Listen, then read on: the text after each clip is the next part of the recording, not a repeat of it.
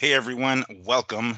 This is your co-host Miguel Antonio Barragan, aka Fight Fiend Migs, joined as always by my co-host Andrew Don't Get It Twisted Lapache, and this is the Mad Boxing Show, or Mad Boxing for short. Thank you as always for joining us. It's Sunday morning, Sunday afternoon now, one day removed from Canelo versus Munguia. We're going to go into to some of those details later on. But of course, first and foremost, we have ourselves a unanimous decision victory for Canelo. Canelo went in there and got himself a UD and 12 rounder. Some of those scorecards, one particular scorecard, 115, 112, I think it was. I'm not sure how I like about that one, but regardless. He went in there and I believe in the fourth round knocked Munguia down with an uppercut that didn't seem like he put too much power into it. It looked like he was just throwing a combination to unload the body. He was throwing the uppercut to raise him and then to lift him up and then connect downstairs. And it turned out that it was the uppercut that dropped Munguia.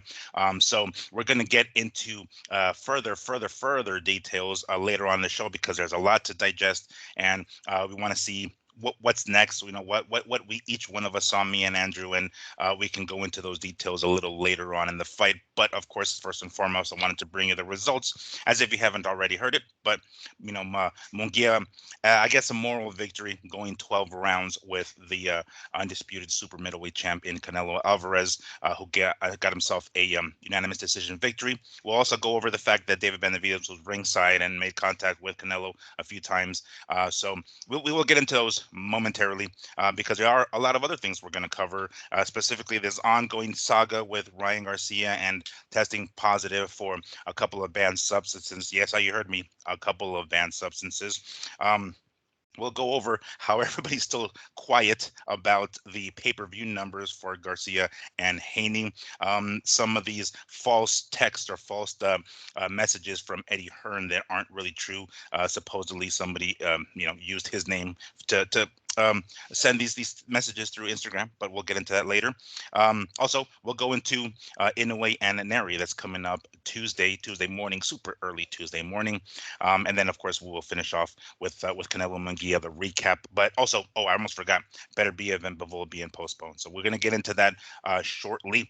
But a bunch of bad news, Miguel. I know, but I'm sorry to be the bearer of bad news here. I'm sorry. Don't kill the messenger. I'm just a messenger. That's what they say.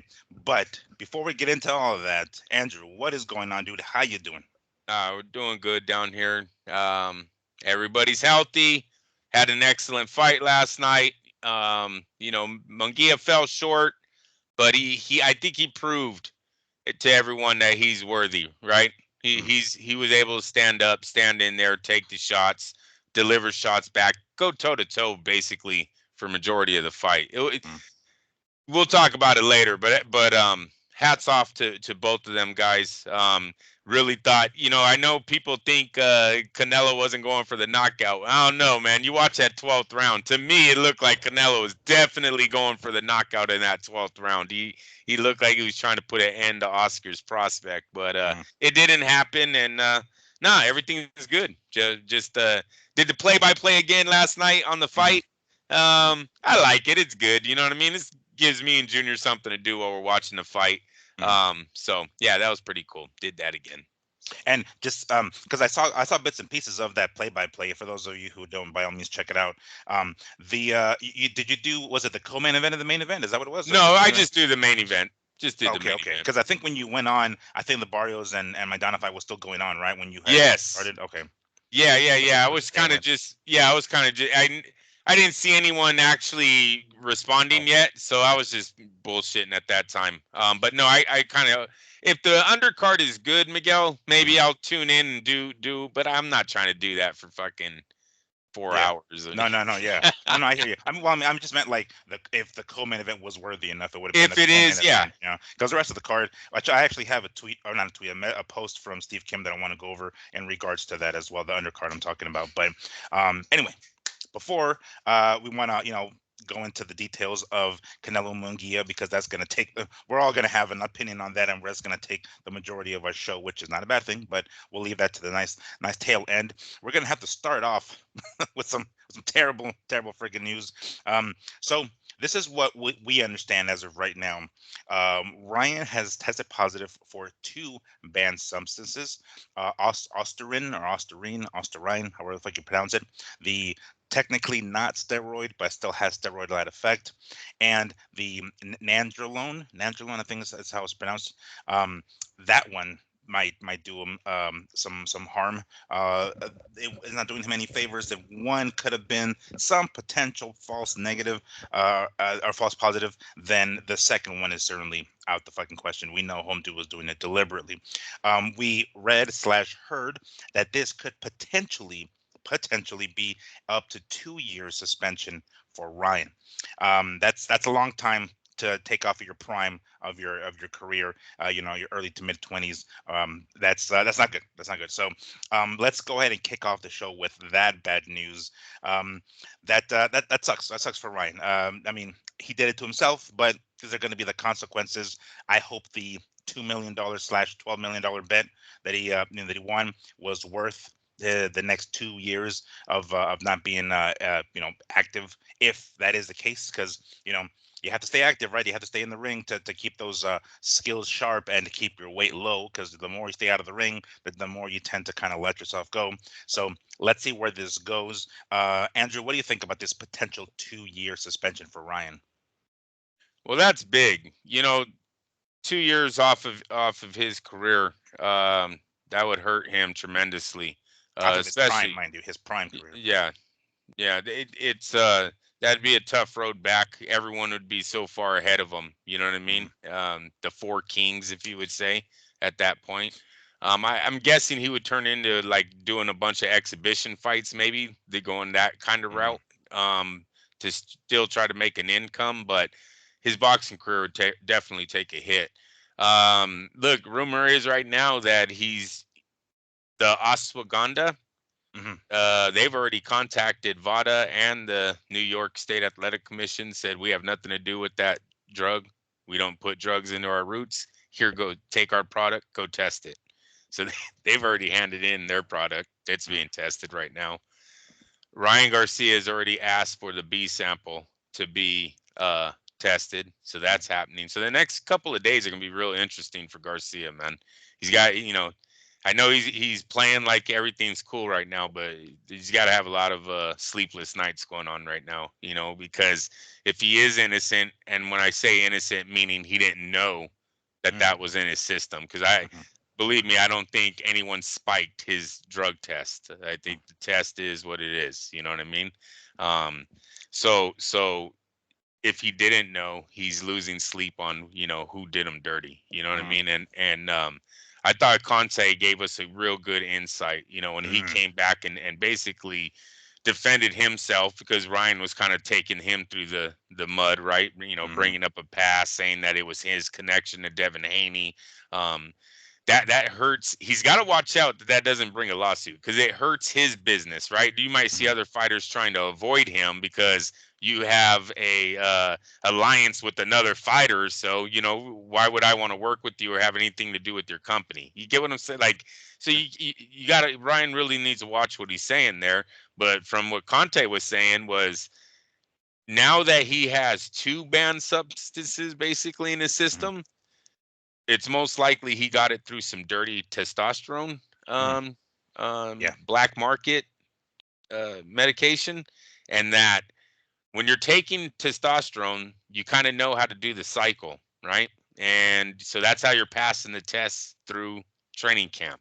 They're doing the test right, cycling correctly.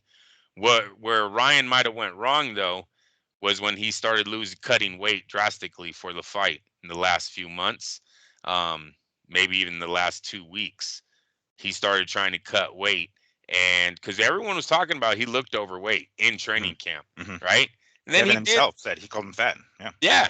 And this was during their build-up shows, so we're getting close to the fight. We're talking weeks before the fight, so it's possible that Ryan did 2 weeks before needed to drop 10 to 15 pounds, start sweating the shit out of himself. And what Conte is saying is there might be some little molecules of this PED in his fat tissue that was released when he cut so much weight, and that's how you went from positive to negative, or negative to positive, the night of the fight or the week of the fight, and then after the fight. So that's a scientist that knows everything about PED, kind of giving us a insight on how it goes from that. Because right now that's kind of what the casual guy is saying, right? Well, why would someone take it a week before? That's bullshit, not believing it. Well, that's not the case. Obviously, or not obviously. Now we know you can cycle dirty testosterone during camp, not get hit with the positive, then get hit with the positive later on. So most likely, and you know what?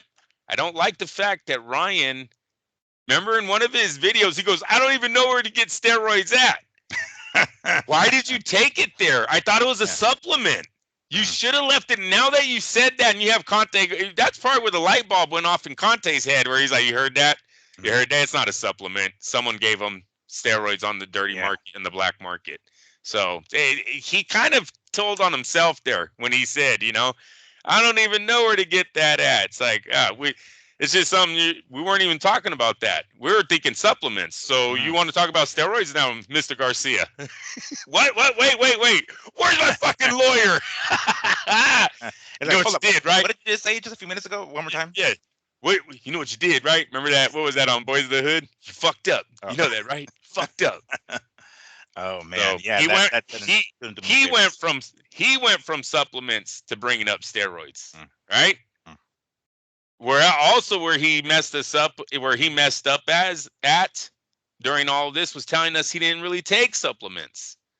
Now you're blaming the dirty test on supplements, and the first supplement you gave us has already been turned in and that's been proven you as a liar right now, because they're saying they don't put anything in theirs. So your first supplement that you handed in is You don't take too many more, Ryan. So where are we going at now? Yeah, and they've come forward. As you just said, that they can come forward. The people who manufacture that particular brand, Ashwagandha, came forward and said, like, look, here's the samples. We don't take it, because I mentioned this last week or the week before about how they often do hide stuff in some of these supplements, and they hide it behind the phrase something blend damn, I always forget the damn word, but proprietary blend. Proprietary blend, right? And that's usually where, like, there's stuff in there that you probably shouldn't. When you see that on the label, as the average guy, it probably won't affect you for shit. You know what I'm saying? Because we're not athletes, we're not being tested, so that isn't that big a deal. But for professional athletes, you kind of do have to know, who are being tested, of course. You have to know what's in the supplement, and when they hide stuff in that all-encompassing phrase, it would be smart of you to stay away from something like that, because that could pop something, even if it isn't. There's all these myths, some stupid myths about poppy seeds and a fucking muffin or something causing you to test positive for some shit, stuff like that, right? Like heroin. You kind of have to, See how I just told on myself? No, I'm just kidding. Yeah, good going. That's a Ryan. I'm just giving you guys an example of a Ryan. No, that's just a Ryan. But you would want to stay away from that. But the manufacturers of that, of the brand, came forward and said, hey, the Athletic Commission here, VADA, test the shit. Because even in that Conti video they were talking about, which is excellent if you guys want to check it out, he talks about like how do you explain it? He explained it a certain way, but like having to stay away from those fucking things. In the end, it's Ryan's own fault, Oh, yeah. And Conte said a couple of things in there that you mentioned earlier before we started the show about, like, these odd ways of how he can test positive for stuff. He's like, somebody in your fucking camp spiking your drink, or putting in your fucking toothpaste something. We're like, hold up, is that like, is that happens? What the fuck? Like, that's when is that stuff is some creative ways of slipping that stuff in there. You said it yourself. Ryan's going to be losing some sleep over this shit, because now he's going to, if somebody, if he did take this stuff unknowingly, which is starting to look like it's not the case, but let's just say it is, then of course he's thinking about, well, who the fuck is, who's the mole in here? Who's the one that's trying to fucking put this on me? So that's bad. That's terrible for Ryan.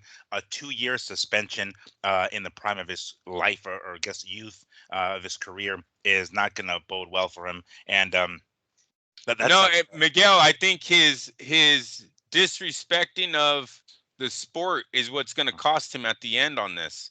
They were cycling correctly, so they knew how to pass these tests, bro. But he partied and he partied.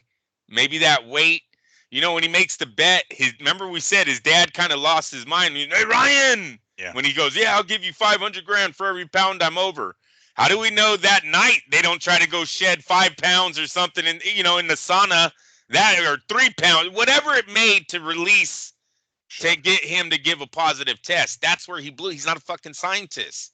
Like they had this, but don't fighters do that anyway though? Like in general, because that's kind of the way it is. As the time approaches for the fight, they start the cutting weight process like a week or two before they start cutting out the carbs and stuff. No, I'm talking about the week of though. I'm talking about the week of the fight. Not most of the time the fighter's already in great shape. Ryan wasn't in great shape for 140, right? He was for 143. So I don't know how much weight he cut when he makes that bet with Devin Haney.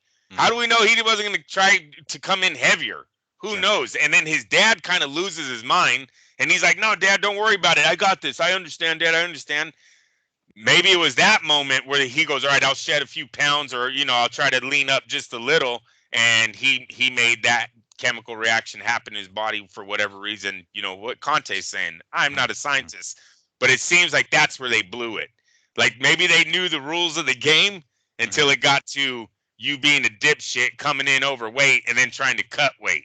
You know what I'm saying? That's, do you think if he wouldn't have done that, well, I guess the way Conte is saying it, he probably wouldn't have come out positive. But if what Conte is saying is true in regards to Ryan potentially getting this test testosterone through, the black market, and it happens to be tainted with this other stuff, if he's cycling properly and doesn't do this like last few days or week of a cut, of a kind of an extreme cut, I guess, does that mean that he wouldn't test hot for either one of those then? I believe it would have, yeah.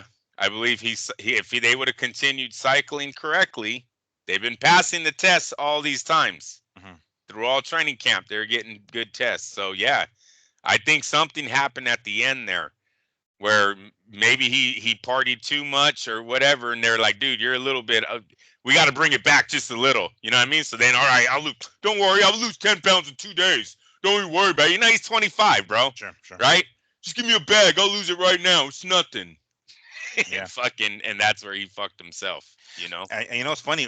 You mentioned how Ryan has to be careful with who he just fucking smears through his website or his social media, because I think the interviewer asked Conte a question in regards to that. It says, like, do you anticipate taking legal action for Ryan trying to basically smear your name here? And he said, like, no, at this point, I mean, he's a young dude, whatever. I don't really give two shits about him. And frankly, he himself, Conte, has been through so many legal battles in the past because of the Balco scandal, that he's like, this is, if it doesn't affect me, whatever, I can give two fucks. Well, Ryan's lucky that that's the case with him, but anybody else would probably take him to court and probably could, fuck him up. That could be bad and eventually win. Exactly. So Ryan does need to be very careful with who he talks about and how he talks about him, because I know he's a young dude and, he probably feels invincible and things like, oh, I can talk smack about anybody and get away with it. Well, he's gotten away with it so far, but, it's going to bite him in the ass real soon. And so far we have had to blame for this. We've had the Haneys, right? They're the ones behind this. Right. We've had Conte himself for the Haneys. He's behind this. I brought up his sliding on his religion, right after the fight. I said maybe Jesus brought this on him. What about the WBC, man? What about the title that he said F you to on the scale? Said he didn't need no title. What's that look like to the other fighters, right? Yeah. Maybe it was the WBC. Maybe Suleiman's the one that made the call. Hey, I've given you a lot of business over there, Vada. Fuck this kid. Did you hear what he said about us? No. Yeah. Went down. Yeah. It doesn't. I mean, he's making a lot of enemies, unfortunately, in the process of. Who did you had someone? Who did you say that could have tainted it also? You text me. Oh yeah. No. Oh yeah. The mob. Yeah. Listen to this. Yeah. Right? Oh yeah, exactly. Yes. Let me put on my conspiracy theory hat. Okay, this is just me We're being, just yeah. this is the shit that I do when I'm on the fucking toilet, like thinking about fights. Like, oh yeah, this is a good one. Let me put on my aluminum foil hat. Okay, so right, the results of the fight might be overturned, right, to a no contest, a disqualification, a win for David, whatever the fuck, right? But the money's already won. The money's already, given, or the money's already taken, whatever, as far as Ryan and his $2 million bet that netted him, 12 or whatever the fuck it was, right? 12 million. Regardless, you said it last week. The mob bosses, I'm sure, or the casino bosses, they didn't like that. You know what I'm saying? Fuck the guy who put $100 on him. We're talking about Ryan and those people who put $2 million on him and robbed the casino essentially, right? They can't get that money back. At this point, they're fucked. They can't get that money back. However, maybe, again, aluminum foil hat, maybe they can have something to do with Ryan potentially making more money in the future. You know what I'm saying? It's like, okay, fool, you little shit. You want to rob us with your fucking cheating ass ways? All right. Well, how about we taint your fucking, we Can't somehow figure hustle. out a way to taint your test results. So now you test positive, potentially get, suspended for X amount of time. And I was being generous thinking, oh, it's going to be 6 years. I mean, 6 years, I'm sorry, 6 months, 1 year tops. But now what we said earlier, it could potentially be up to two. That's a lot. That's 2 years of him, missing out on making dollars, being in the public eye in the ring and stuff like that. So if the casino bosses were like, oh, okay, all right, you got one over on us, homie. You robbed us, but we're gonna make sure that you're gonna make as little money as possible in the next few years. Take that, you little fuck. So So there's so many, yeah, there's so many outs here on who could have done this. You know what I mean? They would never get the real answer. It's gonna be Ryan, of course, but you can't just point your finger at the Haney's or Conte because he pissed off a lot of people and a lot of powerful people. Because as much as we clown the WBC, the Suleimans have a lot of power in boxing themselves. You know what I'm saying? So yeah, it is going to be interesting to see where that goes. And about the 2 year suspension, what's going to affect him the most is that he relies a lot on his natural ability, and that's his speed and power, right? And while his power will be there, the speed will not be the same 2 years from now. I don't care if he trains every day. 2 years from now, Ryan Garcia will not be faster than he was today. And that's just something that he's gonna have to live with if he is suspended. He's coming back and he's gonna be a slower fighter. He'll and he won't even look the same. Like he's gonna be what 27, almost reaching 30, maybe. He's gonna be more on that older side yeah, look. He on won't the even downside of the 20s, basically. yeah. Yeah, he won't even look the same. So this is a huge fuck up for him if this thing doesn't go. And I don't even know what boxing wants. I don't even know what boxing needs. How about that?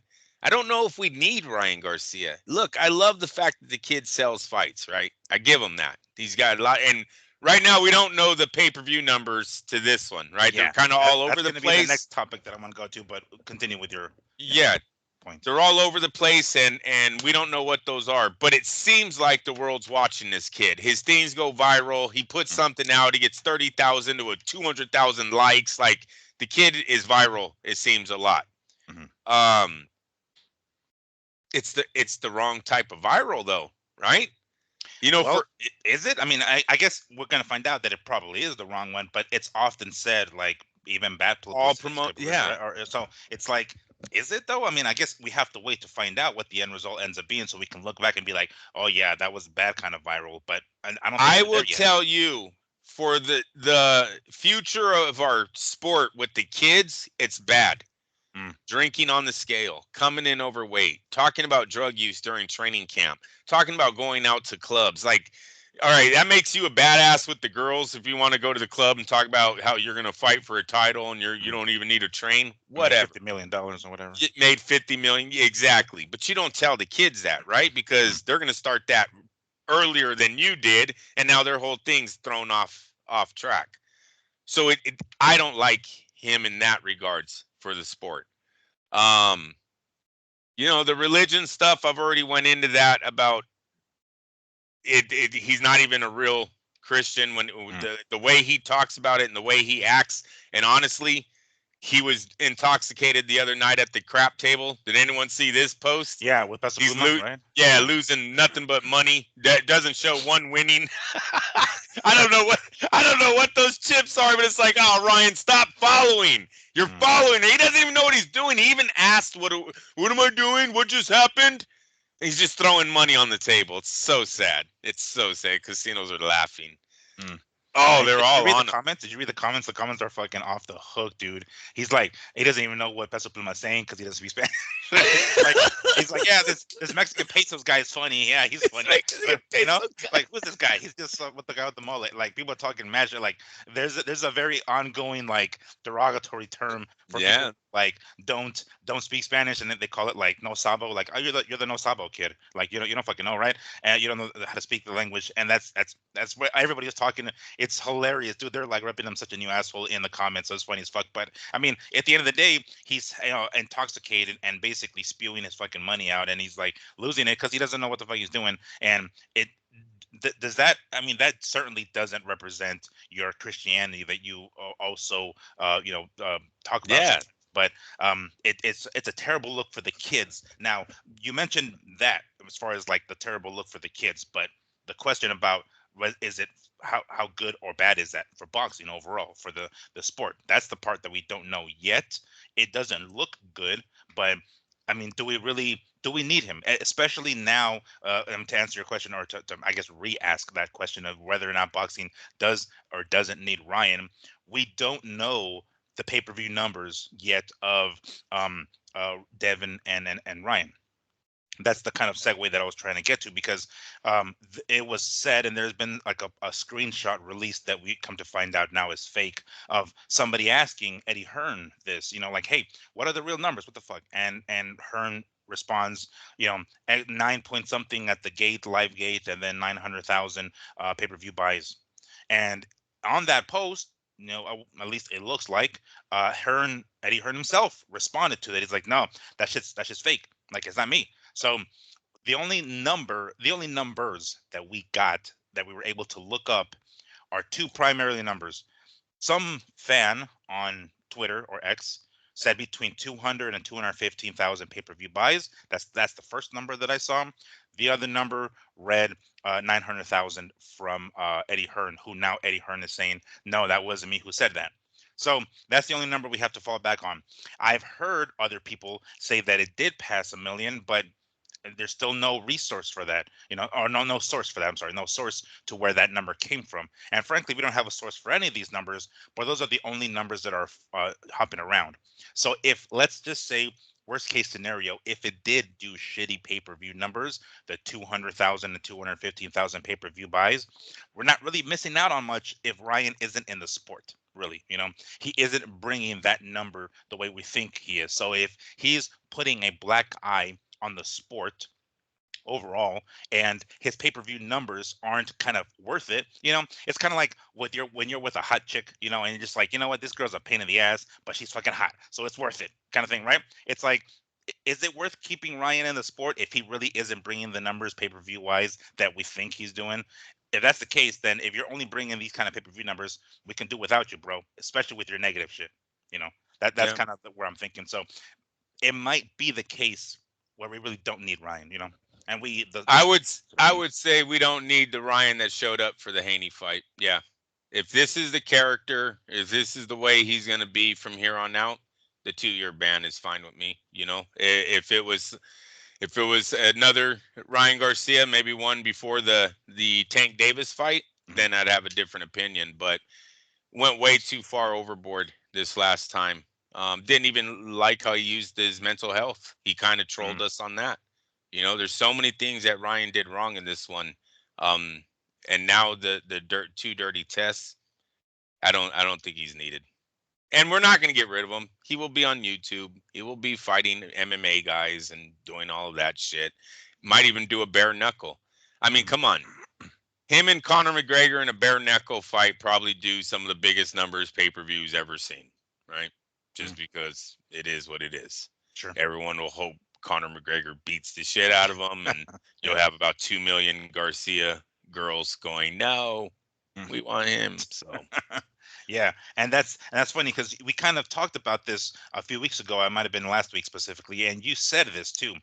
We haven't heard, we don't know the true number of the pay-per-view buys for Garcia and Haney, and De La Hoya and the boys might wait until after the Canelo fight to see, where we're at. Okay, well, now we're probably gonna. The Canelo fight is over, right? It's in the rearview mirror, at least for now. Barely though, because it was just last night. So come Tuesday, Wednesday, we might hear some rumblings of what potential pay-per-view numbers do. That will give us a better idea, I suppose. I don't know. I mean, it's already been 2 weeks or 2.5 weeks by this point that Haney and Garcia has passed, and there are no numbers. I'm starting to think we're not going to get those numbers, even with whatever fucking numbers Canelo comes out with. What's hurting them announcing it is they have to announce these steroid tests. I believe the steroid tests hijacked this event, right? Mm-hmm. So I think everyone's more interested in seeing what sample B is than how many buys it got. Doesn't mean they won't announce it, but I think during fight week, maybe if Oscar and Eddie had the numbers, they're like, not right now. You see what we're going through with all the questions on him. But that lends more credibility to it being poor pay-per-view numbers, no? Because if they're already in the gutter, because I'm talking about the situation with the roids taking over the story, then this comes in and says, oh, it was a fucking disaster on pay-per-view anyway. It's like, let's not do the final nail in the coffin. Let's leave that secret. We're already dealing with the hard situation of the roids. Yeah, possibly leads to it being worse than numbers anyways. If it was 1.2 with the rumor, I've also heard a rumor of 1.2. I don't know if you've heard that, but it's that gets thrown around a lot. If that is the number, I don't know if it can even lighten up the story though. Like, hey, he got busted on 2 steroids yesterday, but he sold 1.2 million. But you know what I mean? Like, I don't even know if those two can be in the same sentence. I don't know. So that's why I think they're holding off, because Ryan fucked up. Right? You seen Oscar's like, he was like, oh, I'm gonna believe him, but if he is dirty, there's no place in boxing for cheating. Like, he almost gave it's a fuck him then. You know what I mean? Yeah, like, yeah. His Oscars.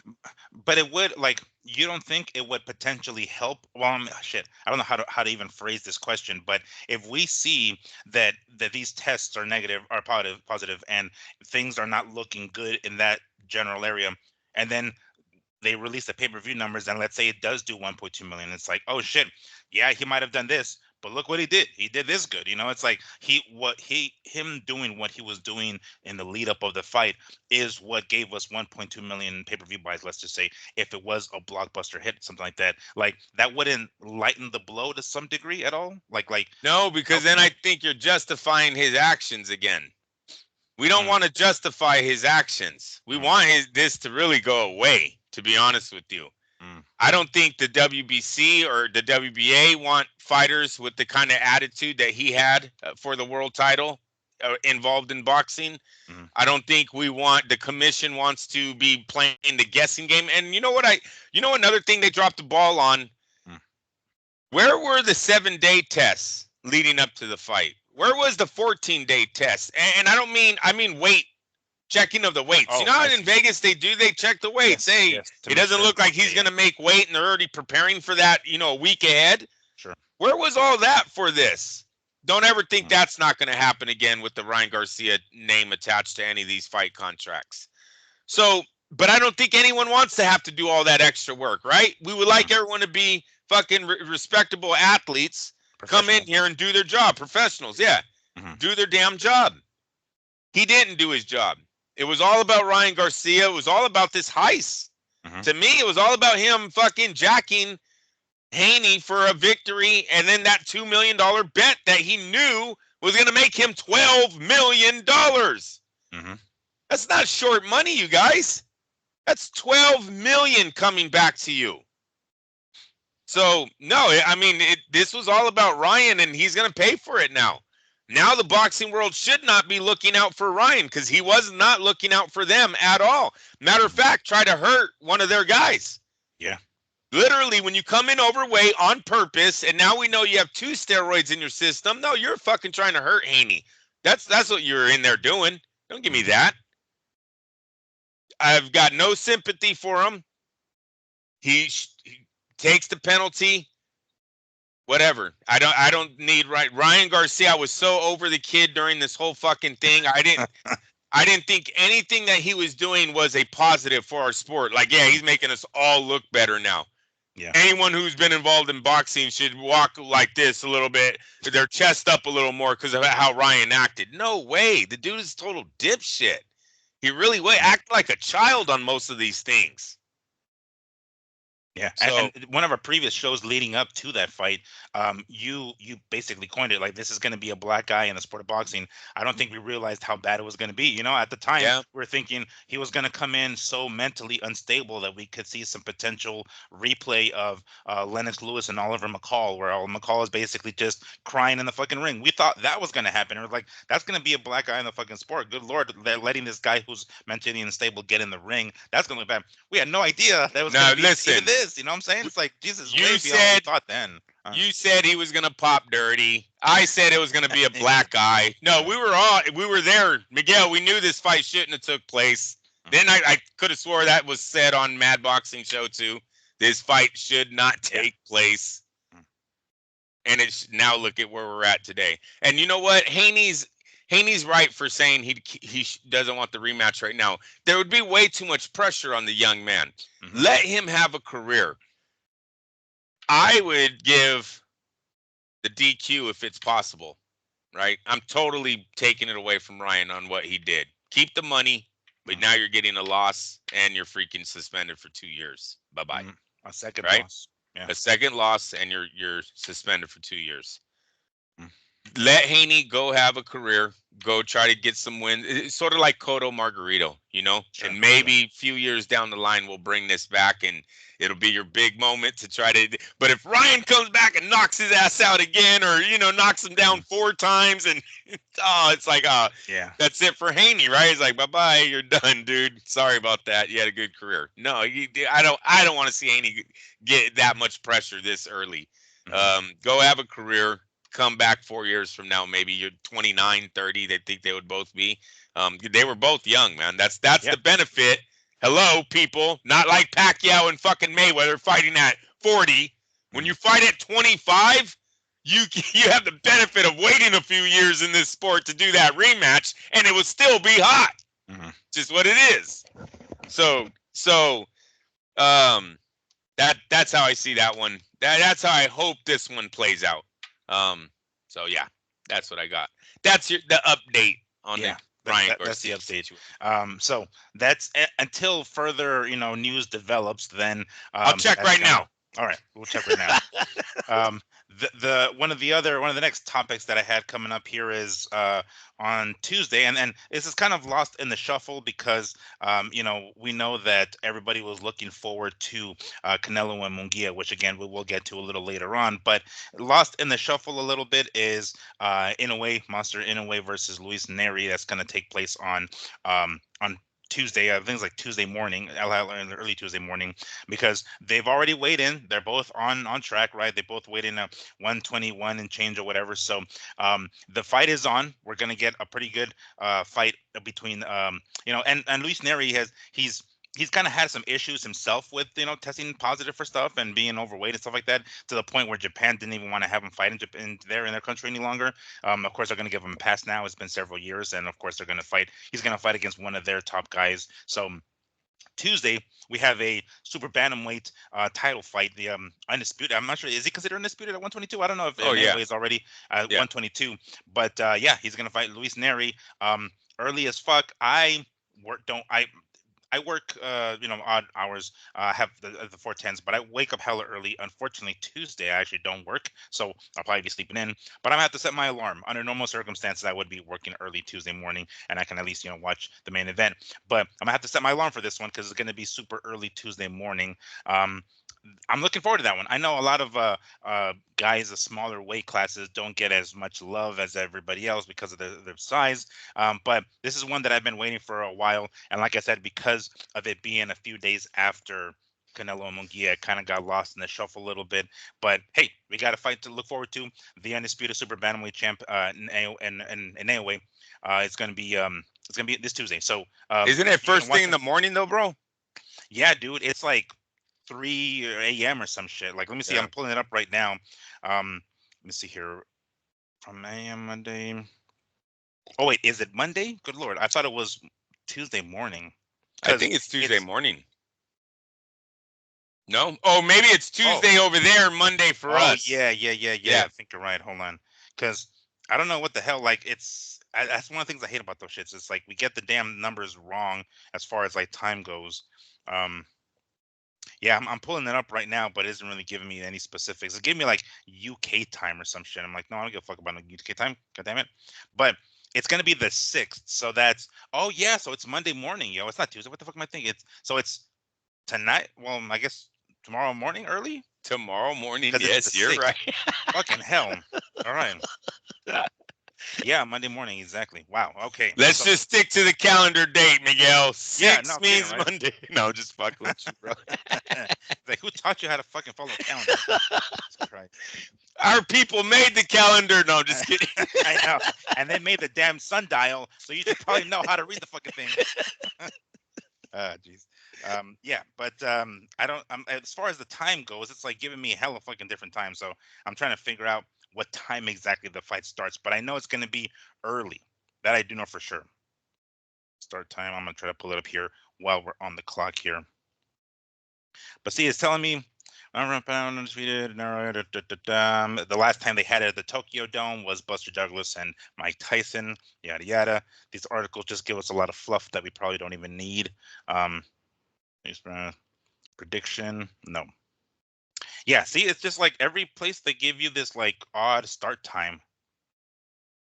Even though this particular says like, predictions, odds, undercard, start time, it doesn't actually give you a start time. One of the most dominant, yada yada yada, I think. Yeah, okay. We might have to get back to you on that one because I don't see a start time in this article.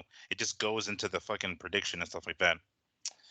Well, nonetheless, it's going to be early. It's going to be on ESPN Plus. So yeah, look up ESPN. You guys will find it. Yeah, so it's going to be there, but make sure to tune in to catch it because we're going to see, one of the few undisputed champions currently right now in the sport of boxing is going to defend his titles. I don't see Neri doing what we hope he's going to do, give him some sort of fight. Neri is the kind of dude who goes in there, balls to the wall, and throws. I kind of get the impression that he's a little undersized for that weight class. I think he probably should be at 118, but as he's getting older, I think is becoming a lot harder for Neri to make 118. So he's been at 122 for a little bit already. He had a great fight with Figueroa. Brandon Figueroa, heartbreaker, who just fought on the undercard of Canelo and Munguia. So that fight didn't go his direction, but he got himself a good test here with a fantastic test with. So you were right, Miguel. The fight is going to start at 3 a.m. Would be 3 a.m. Eastern, or no, Pacific time. It's going to start at 4 a.m. Eastern. So the undercard starts at 4 a.m. Eastern. The main event 6 a.m. Eastern. So minus 3 hours for us, and there you go. So I literally, as I was saying that, I was pulling up my Fire Stick, and it says begins Monday, May 6th, which is tomorrow, at 1 a.m., which is the equivalent to 4 a.m. Eastern, so 1 a.m. Pacific. So that's going to be something. Are you going to set your alarm for that one? Yeah, no, I'll be up. I'll be doing my first job. Damn, that early, really? I wake up at 3 in the morning, so Jesus. Yes, I could watch the main event while I get ready for work, I guess. There it is. Yes, sir. Works out beautifully. I'm on the road at 4 a.m., dude. Jesus Christ.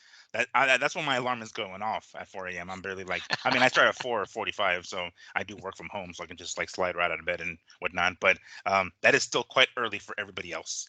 Yes. In the United States. What kind of chance do you think Neri has against Inoue? Puncher's chance. The easiest answer in boxing. Well, that's true. I mean, he's going up against one of the best right now. He's already been knocked out by Brandon Figueroa. right? He's been stopped. The opposition really hasn't been the same since Brandon Figueroa, in my opinion. So I don't know what kind of Neri he's going into this ring. I do know who Inoue is, Mm. and he's pretty fucking good, right? Mm. So I look for Inoue to be successful again, and we will see. You know, he is going up against a Mexican. It's very hard to fight to go, Mexicans, but it's not over here. I'm waiting for him to try to cross over and maybe fight in Las Vegas, right? Pull the total Manny Pacquiao, come conquer America. Then we'll talk. Mm. Do you think Neri? I mean, even if it does have a puncher's chance, do you think he has the kind of pop to like hurt? Because the only time we've seen in a way hurt was when he fought somebody who has a super pop in his left hand in fucking Nonito Donaire. But really beyond that, that's kind of it. And Neri, he throws a lot of he throws a lot of punches though. He might be able to break the face down of Inoue. It's always been one of the major issues with the Asian fighters crossing over, right? Is their face doesn't hold up to the same punishment over here. Um, and that's really why he has to come over here, is because everything's on his side over there in Japan. Not only is he comfortable, he's the money guy. Everyone's in love with him. Like, you know what I mean? It's like a no-win situation without a knockout. Dead serious. Yeah. For any opponent going over there. So for it to be fair, for us to gauge how good Inoue really is, get out of your comfort zone, come over to America and take on the best over here, and then we'll see who you are. Like I said, do the total Pacquiao. And, Manny was able to come over here and straight conquer America. 14 consecutive pay-per-views or something like that. Very successful. What do you think? So what, and we're probably jumping ahead, but let's say, in a way, he is a favorite, right? He comes away with a victory. He's already the undisputed champion at 122. So coming to the US, we'll say, let's say, he beats Neri in great fashion. He ends up knocking him out, spectacular fashion, and highlight reel KO, whatever. He ends up coming away with the win. He's already the undisputed champion at 122. Does he make the leap to the US and then go after 126? Yeah, I mean, I think that's all that would be left, bro. If you're already undisputed, he's not going to do title defenses over here, so he'd have to move up. Yeah, I mean, that would be, and then you're looking at who's at 126 right now. Ray Vargas, I think it's still at 126. Oh no, wait, yeah. And then Figueroa himself, I think he's the one. Brandon Figueroa, he just moved up to 126 and got himself the victory over Magdaleno at the undercard of Munguia and Canelo last night. And then who else? Jesus, I'm trying to Ricardo Venado. I'm trying to think of his last name. I always forget his fucking last name. But 126 champions. That's the weight class right now, at least in the US. Champion boxing champs. Brandon Figueroa and Ray Vargas, those are good champions. I don't know if that's the Juan Manuel Marquez and Morales he's looking for. Sure. You know what I mean? Sure. But that's really the only option he has, is to go up there and maybe face two opponents like that. Those are the biggest names of that weight class.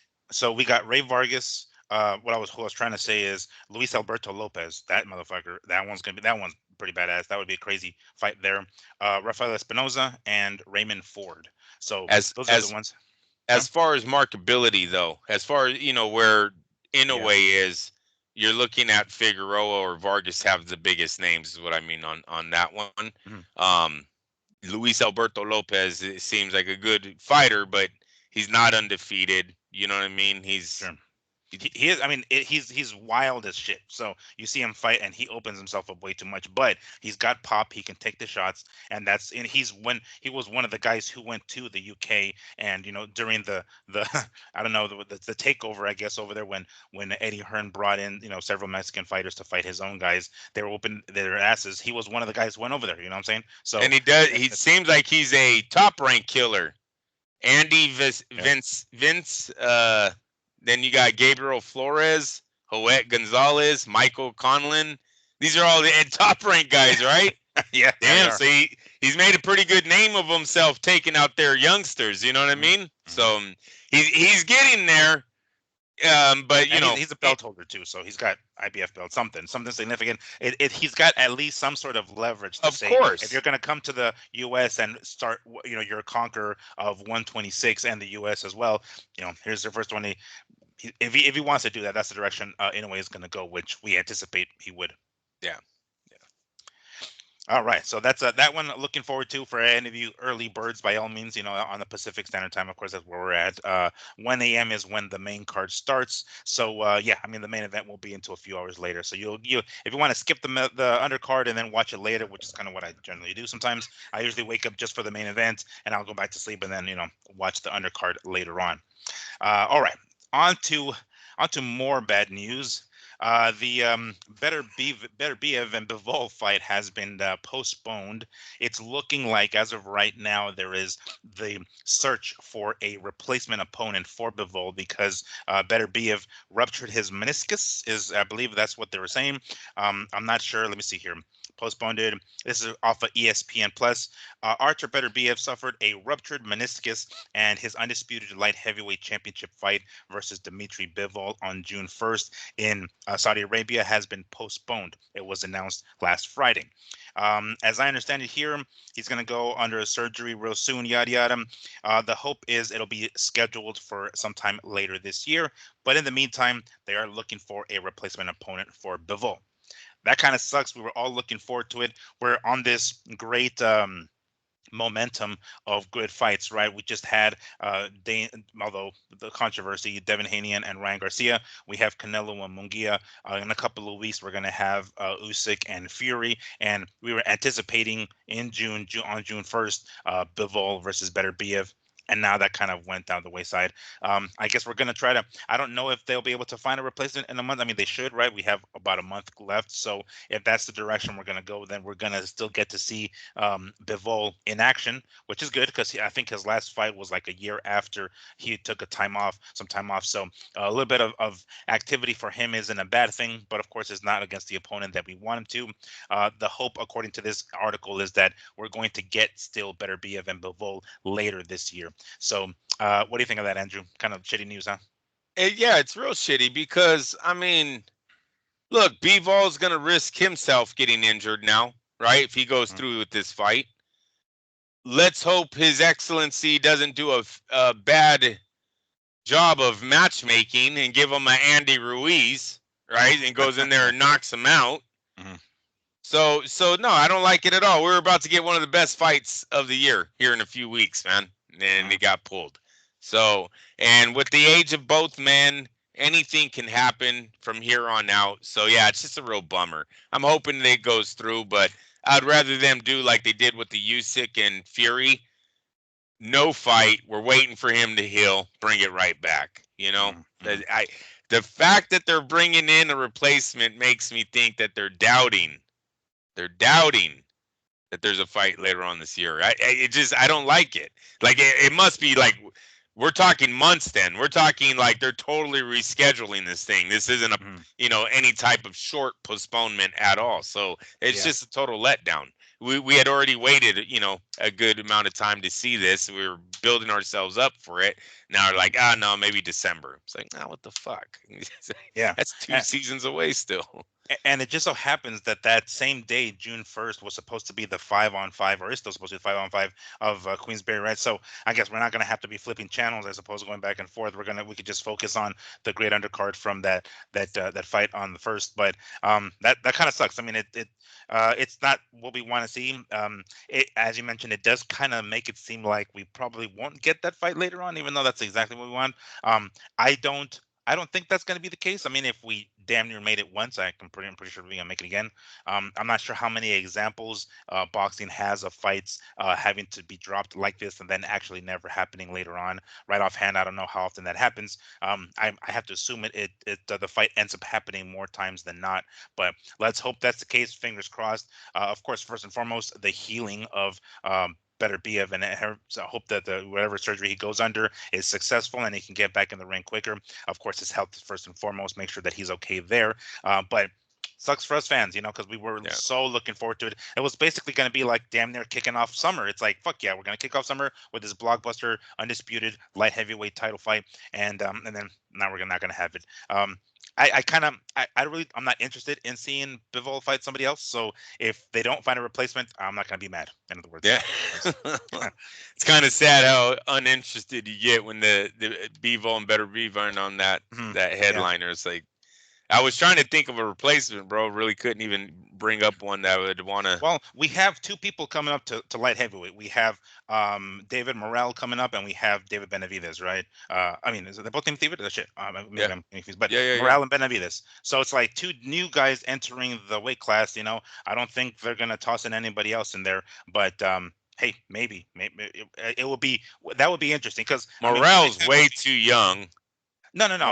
Morales, I mean, dude, they should have thrown that motherfucker into the deep end a while ago already. That fucker's just, why not? Go ahead, bro. Throw that motherfucker in there. He's the only name, like, he's making a I think we seen last night what could happen when you get thrown into with the why not. Mm-hmm.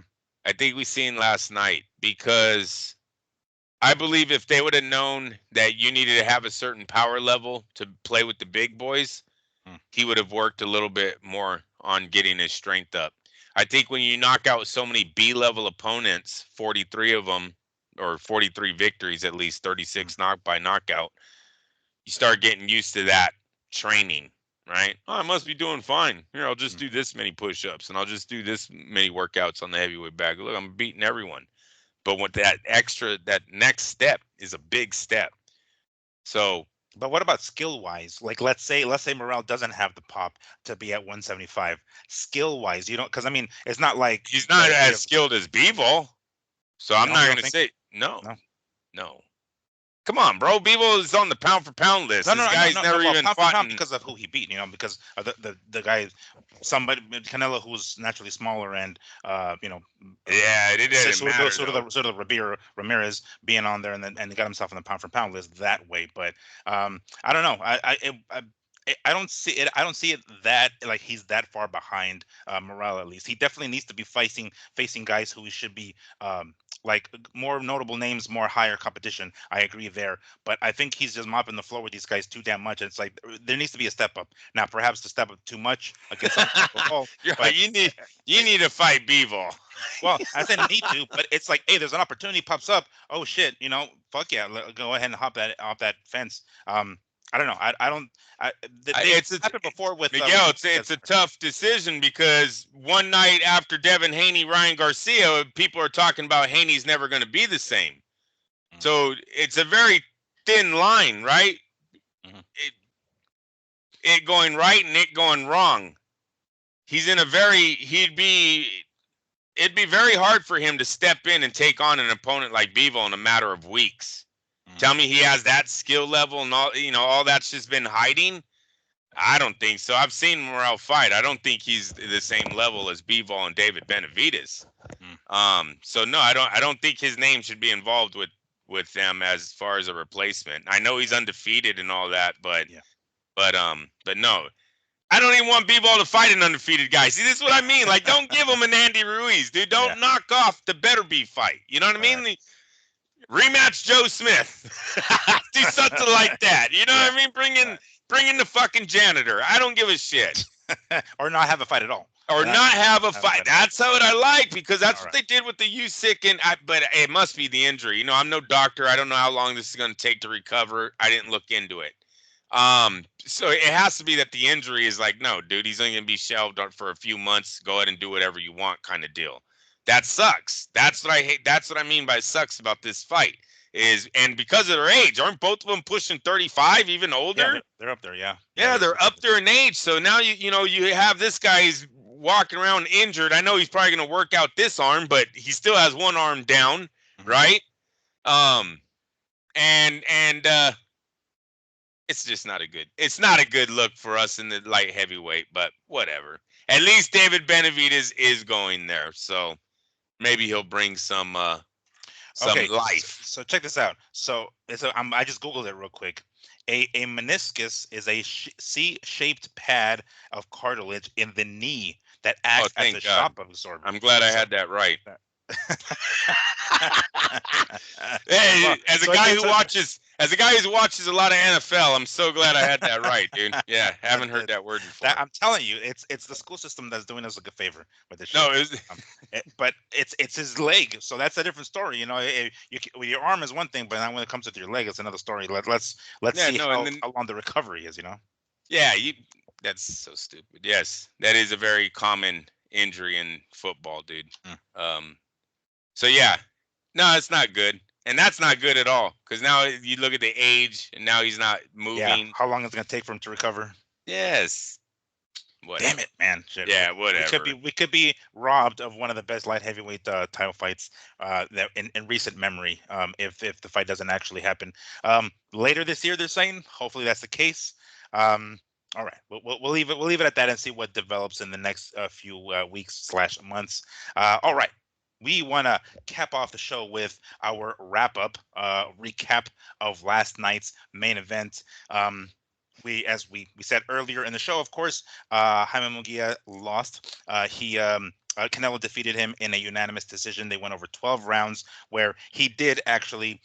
Canelo knocked Munguia down with a fantastic uppercut in the fourth, if I'm not mistaken. It was towards the end of the round, so Munguia was at least in there enough to be able to withstand whatever barrage was coming and survive the rest of the round. And then from then on, it was just a different kind of Munguia. So before I go into mine, I did want to talk about briefly, at least, the undercard. I wanted to pull up this post specifically from Steve Kim, who said the pay-per-view undercard last night was just kind of a long blur to me. Just like it was 2 weeks ago. I think it was referring to was it Garcia. Haney and Garcia. It says the days of the stacked Don King cards that had supporting bouts like Azuma Nelson and Jeff Fenech or Simon Brown and Mo Blocker are no longer here. Like, they're long gone, unfortunately. So that seems to be the case. I was, watching it. I had my sister and my brother-in-law came over. We ordered some pizza and we started watching the fights. The undercard was meh, right? I mean, it definitely didn't give us it didn't get us amped up for the main event, which might be on purpose, but nonetheless, the undercard was bleh, right. That being said, we'll get to the main event because that's what you all want to fucking hear, right? Um, First and foremost, Andrew, what did you see? What notes did you take? What do you think overall of the performance of both Canelo and Munguia? First off, I want to start off with the undercard Okay. being a meh. Yeah. You got to blame the main event. Mm. Okay. Sometimes these guys are demanding too much money, and they're not Mike Tyson, Mm. right? When Don King had to work with Mike Tyson to make an undercard, you know how easy that is? Because the main event's bringing in fucking 250 million anyways. Mm. You know how big your checkbook is? When Don King's working with Julio Cesar Chavez, you know how easy it is to make an undercard? I'm being dead serious, you Mhm. guys. Evander Holyfield, the Lennox Lewis. These guys brought in $20 million gates. They could do an undercard with just the gate that these men were producing. Right. And it would be a great undercard because you give some of these guys $1 million back in the day, they're all in, right? Mm-hmm. Saul Alvarez doesn't generate Mike Tyson like numbers. He doesn't generate Lennox Lewis type numbers. So that's the issue boxing's having. Okay. Now, Ryan Garcia, if the numbers are good, possibly could have been, but he threw all that shit away. That's his fault. So no, that's the problem boxing has right now is we don't have a Mike Tyson or Oscar De La Hoya or any of these guys headlining our fights right now. Even a Floyd Mayweather. Shit. To be exact, I mean, I think me and you said it last week. We brought up Mayweather when he fought Canelo, and it was Danny and Matisse on the Oh yeah, undercard, the co-main right? event. Yeah. Mm-hmm. Yeah, the co-main event. So that was a decent co-main event. So but Mayweather was bringing in millions. So the promoters already know this is what we have to work with. And right now we don't have that. You can't do that with Terrence Crawford. You can't do that with Saul Alvarez. You can't do that with Spence, right? You Mm-hmm. can't do that with Tyson Fury. None of these guys are for sure gate sellers. Sure.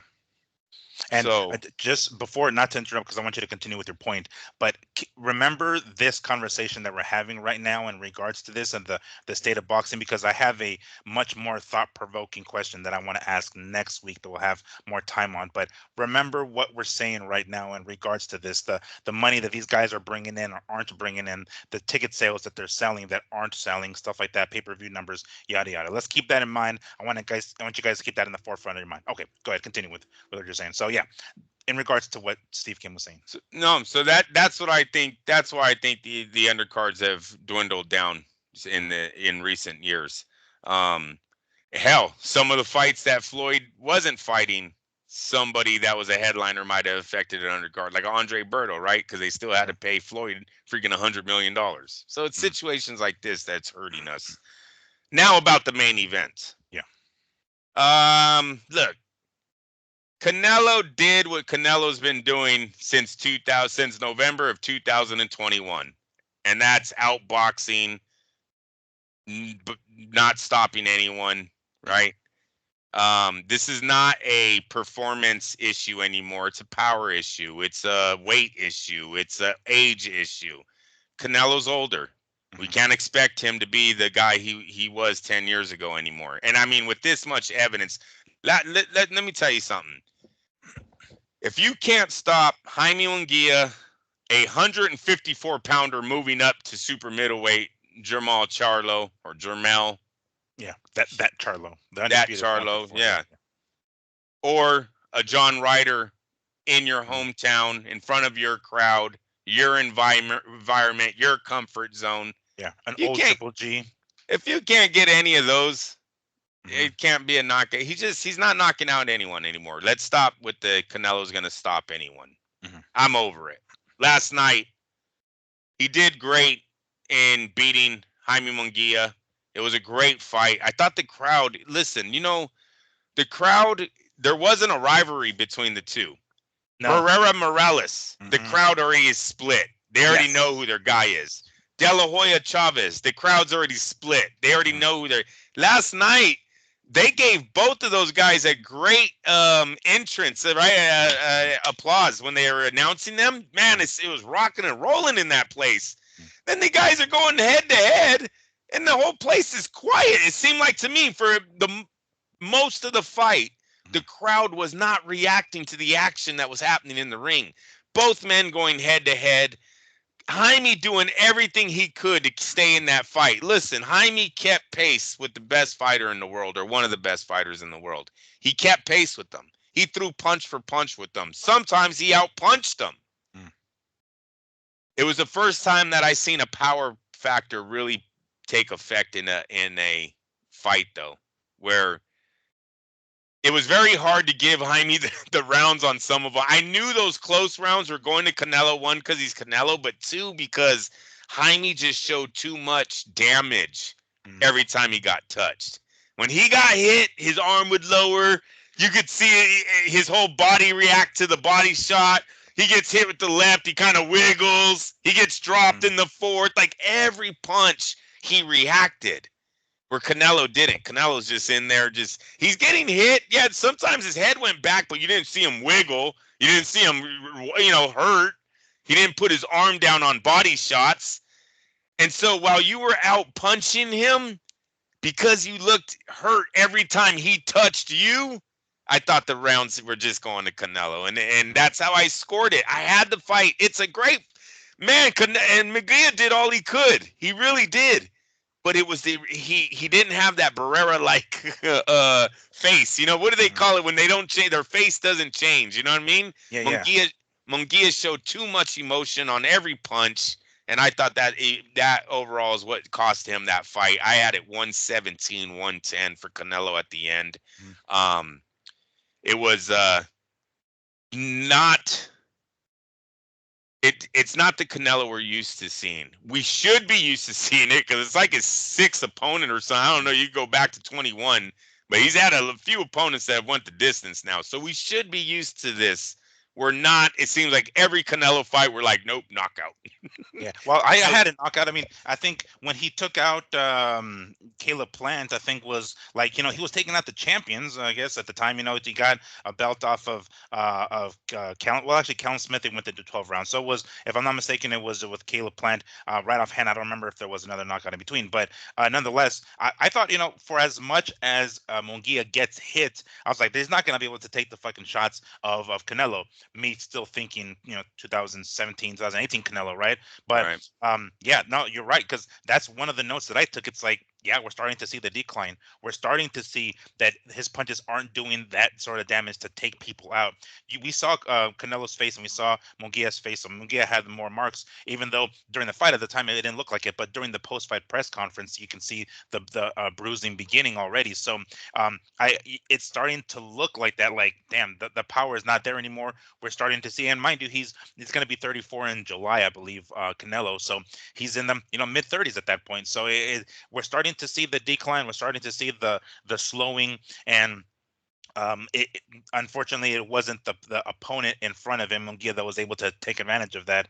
But I thought it was going to be. I legitimately thought it was going to be a knockout. I thought Canelo was going to take him out in 8 rounds or so. That's kind of what I was anticipating. When he dropped him in the 4th, I'm like, all right, here we go. My prediction is right. Well, no, turns out it's not. But yeah, that's.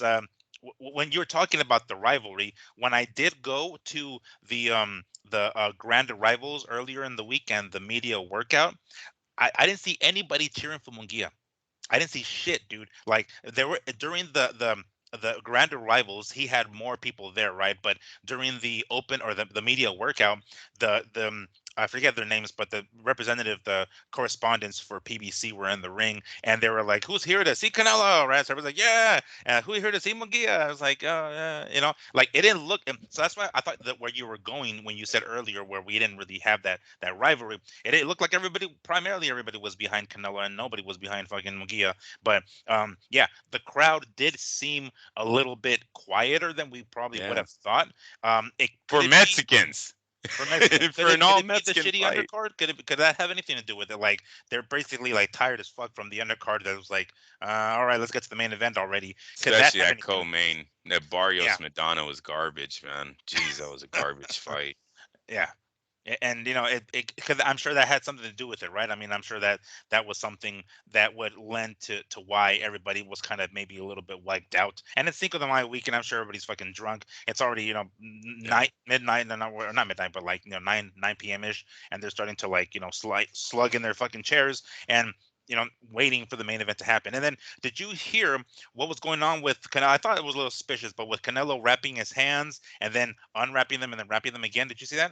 No, I did not see that on there. So they were saying, oh, so I got, I don't know, like I'm not sure what exactly was going on, but he was all wrapped up and he had his gloves already on. And I think when he was hitting the pads with the gloves, he didn't like something on one of his hands. I think it was his left. So they removed the glove, they took off the wrapping, and they did the wrapping again. Oh well. That looked a little sus. I was like, what the fuck's going on? Like, what could be, that when something like that throws a fighter off, I was like, oh shit, he's not concentrating on the fucking fight now. His mind is a little bit skewed now. We're thinking about making sure that the wraps is good. I don't know what, ultimately, it had nothing to do with anything because he came out and won, but that did kind of seem a little suspicious to me. Like, what the hell? What could have happened? It was some lump or something Yeah. in the wrapping, the tape a certain way, and Did he it didn't too like it. tight? Yeah, he Yeah, might tip have done it too right, right. tight.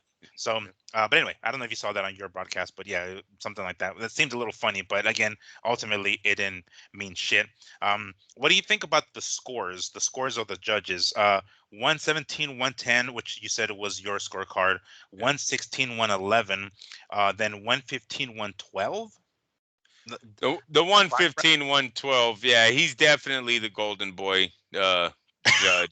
right. He's the guy that scores usually for Oscar. Oscar was like, "You guys pick 2, I'll pick 1," and that was his guy. So Yeah. that's usually how it always is, right?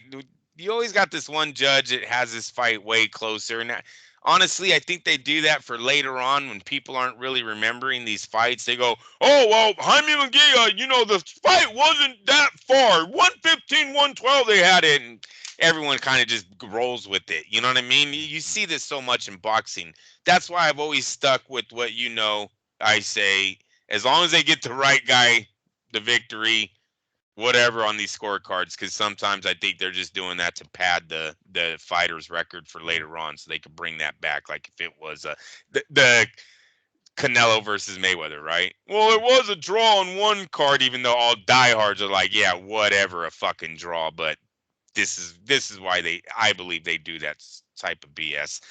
The fight to me was not close because of Munguia. Listen, they keep talking about, and first off, I know I'm gonna get in trouble, but I don't give a shit, Miguel. First off, Canelo did not learn shit when he fought Floyd Mayweather. Matter of fact, I heard everyone say Canelo loses his next big fight with Triple G. That was what everyone was saying. So what did he learn? Because he loses his next big fight. I know it's a draw, but most have him losing that one, right? So it's like when Canelo did beat Triple G in the rematch, one of the things he's seen all over boxing, still can't beat Floyd. So what did he really learn? Stop with this. He learned something off a defeat, and stop saying it about Munguia. Munguia didn't learn shit from last night besides the fact that his power was not there in the ring. So if he wants to go back and get some more power, strength conditioning, go for it. But you didn't learn how to box last night. You didn't get no pointers last night from and please, if Munguia goes and has a victory in his next fight, let's not say it's because he learned off of Canelo. He wasn't prepared in the strength category. He really wasn't. And I gotta think, what I was thinking while the fight was going on is this is what happens when you baby a fighter and you're constantly putting him in with opponents he can beat, with opponents that are not going to challenge him, not going to take him to the next level. And Canelo is the extreme level. That's level number one. That's the highest point of the mountain right there. So do you really want to go that high for your first test? Because to me, this was Munguia's first test. Probably not, but they did it, and that's what happened. Didn't change him as a fight. I don't think he was beaten to the point where he'll never be the same. But they waited so long. He's not going to learn anything from this defeat other than he needs to do some more strength and conditioning and then bring it back and see if it works for him again. Canelo, this week, he was, I don't know. He was a little, everyone keeps talking. There's a big thing going on the internet right now about him versus Oscar at 154. Stop it. Stop it. Stop. Get some help. Yeah. Oscar De La Hoya is one of the greatest fighters of all time, right? We don't even know if Canelo's on that list yet. There's still debate on that because there's too many names. Like, they bring up Pernell Whitaker. Okay, there's one for Oscar that's always brought up. You got Trout, you got Lara, you got fucking Gennady Golovkin maybe twice. Sure. Like, bro, we're talking freaking 4 or 5 losses right now. Like, stop it. The guy was in his prime. He has 5 fucking. You got an argument that he might have had 5 losses. Let me tell you something, Canelo. Without your ties to Golden Boy, those might have all been losses. You red-headed Mexican with no background. You got no amateur background. You got no gold medal. What? You weren't as good looking as when Oscar came into there. So you don't have that going for you. Oscar made you. Oscar built you. Oscar put you in those fights, and it was Oscar's name that got you those close rounds against Lara, against Trout, against Golovkin. And it wasn't Canelo Promotions. Stop it. And since you left Oscar, you haven't been the same Canelo. Sorry, your pay-per-view numbers are down since you left Oscar. These are facts. And the fact is, your next marriage didn't end right. You broke up with them too. And then the next marriage, you broke up with them in one fight. So, dude, I'm not saying put some name on De La Hoya. No one has to do that. But facts, right? Let's say what's real here. You have multiple fights in that you were close on HBO that the only reason why you probably won is because who you were tied to. That's always going to be there, dude. You should just accept that shit instead of trying to fucking argue with it in public like this.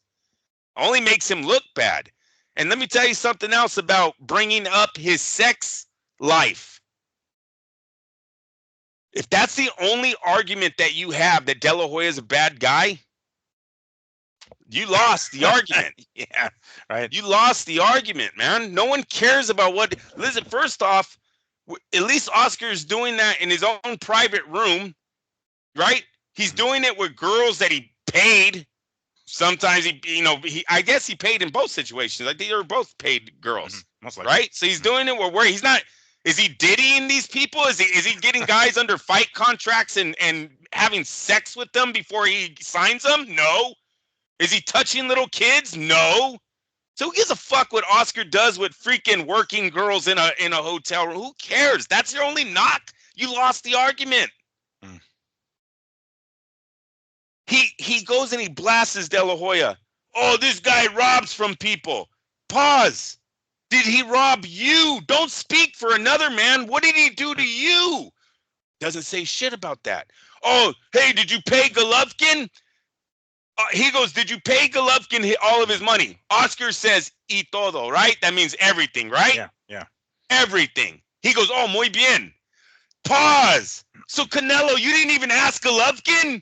Don't you think you would have wanted to call Golovkin and been like, hey, did Oscar pay you? Because I'm about to wring his shit right now if he didn't. Yeah. But he doesn't. Oh, muy bien. But you wouldn't have if the lawyers didn't get involved. Time out, bro. You lost the argument. You just said he ripped off Golovkin. The guy says he didn't, and you totally go for it. Like, oh, okay, well, you would have.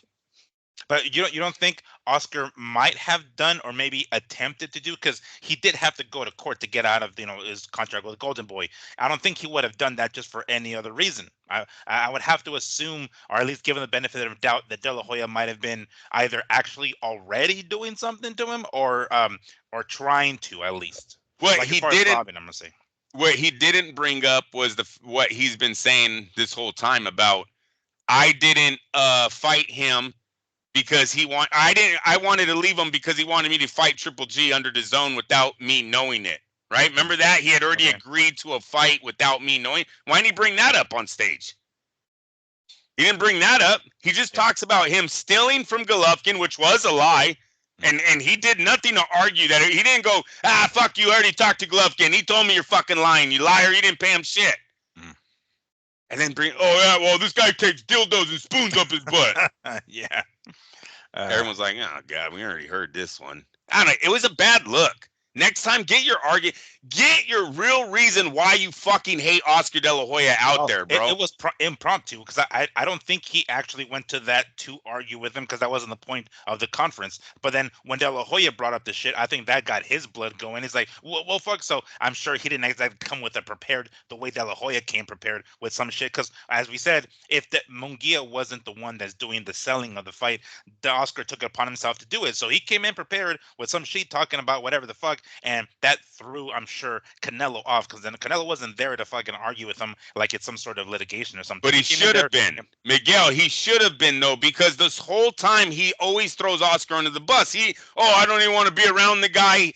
I guess while they were negotiating this fight, he tried to have it where Oscar couldn't be there. He literally tried to have that no, you're the one who's very public about your hate for him. Sure. You got to have a better reason than what he did to Golovkin, which now we know is a lie. And then you seen Oscar sent the fucking letter to him saying, you better stop or I'm going to sue you. It's a bad look on Canelo's part. What Oscar gave Canelo was the richest contract in sports history. You didn't mention anything about Oscar stealing from that, dude. You lost this argument. Next time, have a better fucking argument. In regards to Canelo trying to get in the contract with that, what's his name, not even being there, De La Hoya, there is this dude, there's a Spanish commentator, David Faitelson, something like that. I can't pronounce the last name, but he's a major Canelo hater. Somehow that motherfucker didn't have access to the fight this weekend. Somebody asked that motherfucker, like, hey, what the fuck, right? And he's like, yeah, they didn't give me. He was there for either the media workout or for the grand rivals. I don't remember because he's a tall dude, so he sticks out. I saw him coming out of the bathroom at the MGM, and I was like, oh, finally, this fucking Canelo hater. This dude always been talking about Canelo this and Canelo that. It's never enough for him. Basically, he's like the #1 Canelo hater. Anyway, so he for some reason wasn't given access to the fight or wasn't given press credentials, and someone asked him, and of course he doesn't know for sure. He just knows that it got denied. So he's like, yeah, probably Canelo doesn't want my ass fucking there, right? And then Spanish news broadcasters brought it up to Canelo, and he's like, yeah, I don't have anything to do with that. And I was like, if they give it to him, they give it to him. It's like, but what the fuck do I need his hating ass there anyway? Kind of thing, right? It's like, oh shit. So to what you were saying earlier about that part of the contract of Canelo not wanting De La Hoya there, he can do it with smaller people because he probably did do it to this dude because this guy's a major fucking hater, right? And that's probably what happened. But that lends more credibility to that, the fact that he's trying to get De La Hoya to not even be there. Yeah. So yeah. Now, go ahead. Now about the two opponents that were there, Berlanga and Benavidez. Mm-hmm. What do you think, dude? Berlanga is saying September. He acted like he already has the fight signed. Benavidez looks like he's still begging on the ringside. No, they have a fight signed. They have a fight. Which one? Who? Oh, Berlanga.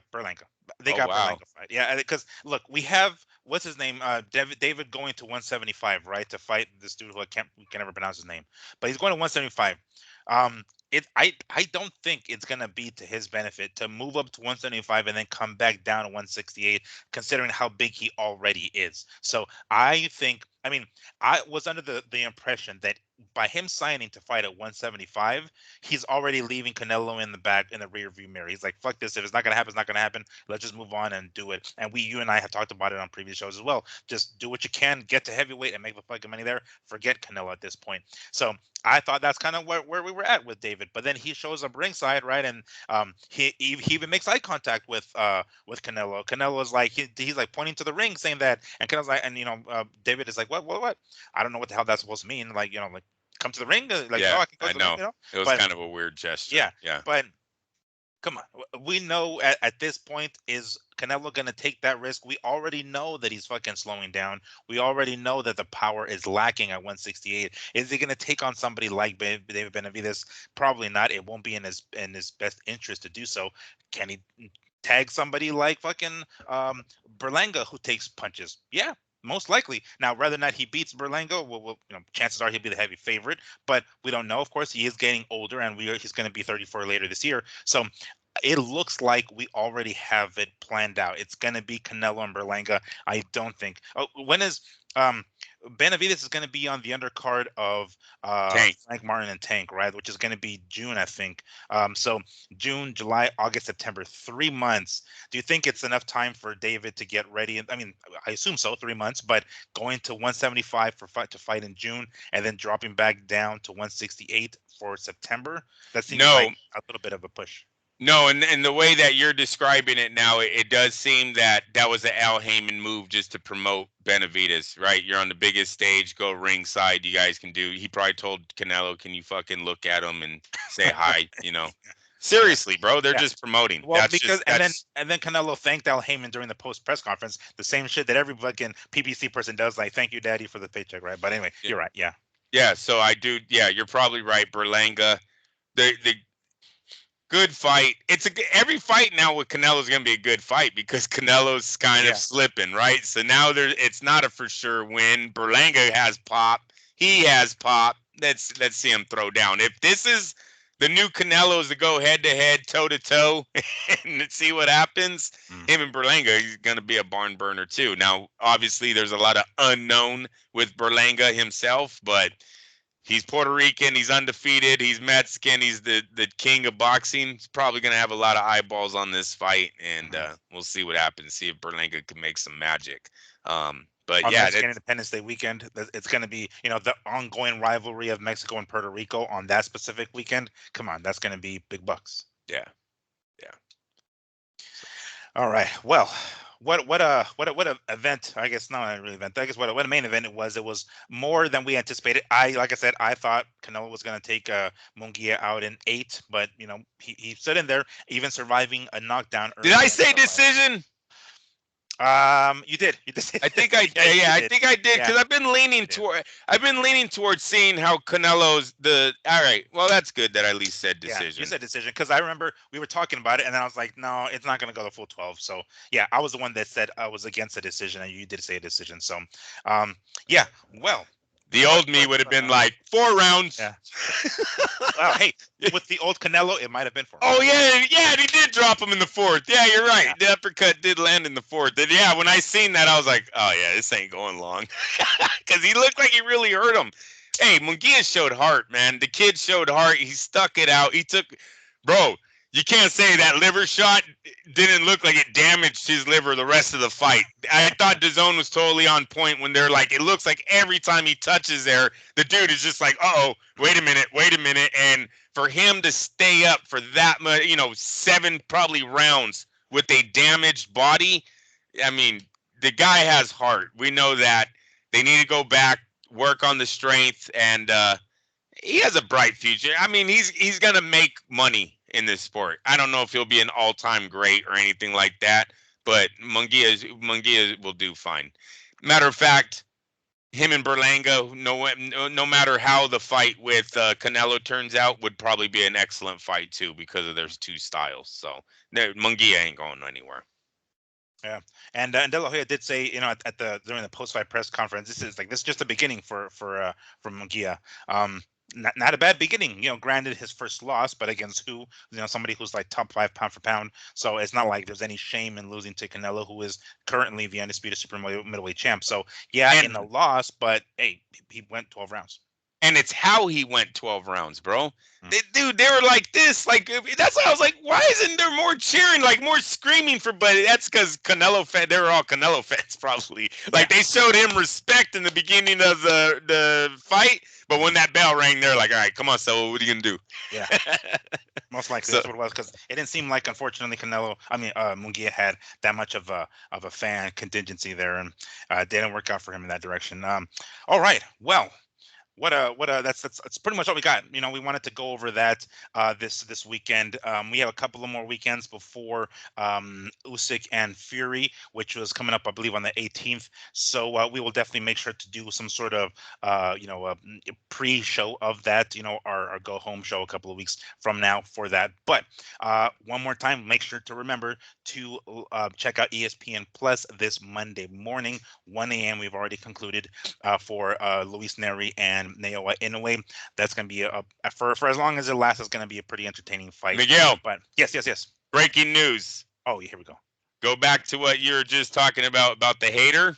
Oh, yeah. Canelo also banned both Juan Manuel Marquez and Eric Terrible Morales for attending last night's showdown with fellow Mexican Jaime Munguia on Amazon Prime pay-per-view. Both Marquez and Morales have been critical on Canelo's unwillingness to fight undefeated champion David Benavidez. So I think we have a little bit of a diva in Canelo. He's pulling cards, dude. I remember, I thought the negotiation between him and Triple G, I believe the first or second time, I was like, fuck, these guys are divas as shit. And I remember saying that back then, more so towards Canelo, but it's starting to seem that's the case more and more as he's getting older. I'm gonna tell him he needs to. I know he's at the end of his career, but you don't want to lose everything you've built up by turning on your own, and that's turning on your own. Look, they can be critical of you. They turned on him, and like that's the thing, because they never. They're the kind of people, and not to take away from your point here, but they want him to be in, and this is what I'm hearing from these Spanish commentators. Okay. They want him to be in the kind of blood and guts fights that they were in. Until he does that, regardless of how much money he makes and what championships he makes and who he beats, once he goes over that hump, I think that's when they're like, okay, fine, he's one of us now. Because until then, that's what they want. They'd be like, they don't like the fact that this fucker's smoking these guys out, that Canelo is beating these dudes' asses and taking them out and outboxing them or whatever the hell. They want him to get in the blood and guts, Ward, Gotti type of fight and come out the victor, of course. That's what they want. That's how it seems, at least. So they're not giving him jack shit credit until then. So when I hear them say that, I'm like, quit being a fucking hater. Be the fact that you're a fellow countryman is one of the top dudes, the cash cows right now in boxing. You should be proud of that. But instead, they're tearing him down. So he's hearing that. He's like, man, fuck these. What the hell do I need these Well, around here? So Miguel, they asked him if he's the greatest Mexican of all time. Mm. Eric Terrible has a win over Manny Pacquiao in his prime. Mm. Juan Manuel Marquez has a knockout over Manny Pacquiao. Sure. Like, you know what I mean? Like, Canelo has what? Yeah. No. Yeah. I mean, controversial. Controversial last decision. Yeah. So this is, I think, where they're like, and I'm glad Canelo was nowhere near that. He was like, no, I'm not the best ever. Yeah. That he leave me alone with the best now, but never know. Exactly. And I thought that was a shot to Terrence Crawford. When I heard him say that, I was like, oh, he's trying to build the Crawford fight right there. That's what I thought that was about. So you just don't want to. You don't want that because listen, Canelo's. You just got to watch out what toes you're stepping on. And Marquez and Morales, those are pretty big names in your community. You know what I mean? You don't want to start pissing. Now the friends that they have are going to be mad, or you know what I'm saying? Like it could be a domino effect that you don't want to get started. They have a lot of dominoes behind them. So at least Chavez loves him, right? Chavez thinks of him like a son, it looks like. Well, so, now. But prior to when Chavez Jr. was still in the ring, that was I hate my kid. Yeah, hell yeah, dude. At that point, I mean, now he can just climb. I mean, Canelo was there for like Chavez's last exhibition fight with Camacho's kid, right? And where the fuck were his sons? You know, they got the ass beatings earlier that night, and they were probably in the damn icing their wounds in the fucking dressing room instead of being ringside when this to the pops while Canelo was there. So I think it's a matter of, and to lend to your point, I think because he's not Chavez and he's not Morales and he's not Barrera and he doesn't have as much of the Mexican people behind him, because he has some, of course, but he doesn't have that diehard the way Chavez did. I think at this point in his career, he's like, okay, well, I'm not going to get it, so fuck y'all then. Fuck you, Morales. Fuck you, Marquez. If I'm not going to get it anyway, I didn't get it earlier in my career. Now that I'm in the tail end of my career where I'm not getting the credit I got from you guys, then why do I give two fucks at this point? And I understand. I suspect that's his train of thought, because these guys have always been on his ass. They all want him to fight. And then this dude I was telling you about, this tall David Faderson, he was talking mad shit about the Triple G fight. He's like, he's not going to fight Triple G. And then he fights him, and then he gets the draw, and then the decision, and still nothing. So this dude is always on his ass. Like, Canelo lives rent-free in this dude's head for life. But yeah, I suspect that might be the direction that Canelo's going. Like, I'm not getting it from you guys anyway, so piss off, I think. Yeah. All right. Fantastic show, Andrew. Thank you so much for joining us here. We will leave you guys with that. And we'll be back, next week with whatever fights coming up this week. Oh yeah, of course, the Neri and Inoue later on. Thank you so much for joining us once more. Enjoy the rest of your Sunday, guys. We will see you next week. Thank you for joining us. Peace.